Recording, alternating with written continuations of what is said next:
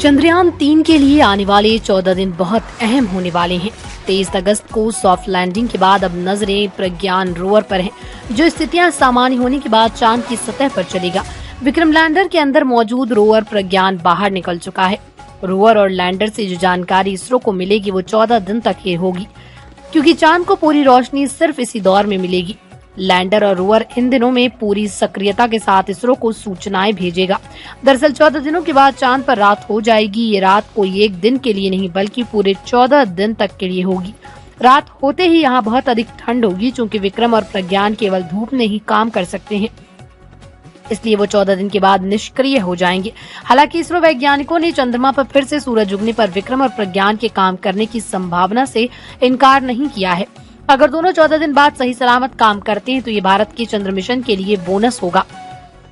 क्या पृथ्वी पर लौटेगा चंद्रयान-3?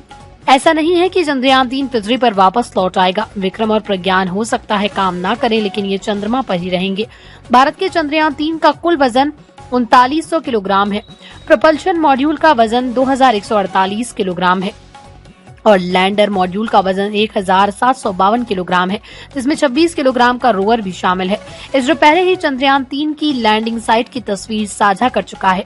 ये तस्वीर बुधवार शाम 6:04 पर हुई सटीक सॉफ्ट लैंडिंग के बाद विक्रम के कैमरे से ली गई। चंद्रयान-3 चंद्रमा के दक्षिणी ध्रुव पर अपेक्षाकृत समतल क्षेत्र पर उतरा।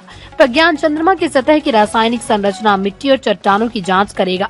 ये ध्रुवीय क्षेत्र के पास चंद्रमा की सतह के आयनों और इलेक्ट्रॉनों के घनत्व और थर्मल गुणों को मापेगा।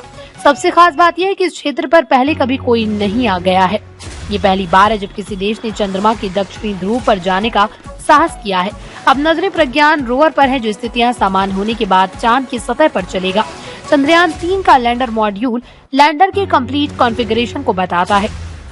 इसमें रोवर का वजन 26 किलोग्राम है। रोवर चंद्रयान-2 के विक्रम रोवर के जैसे ही है।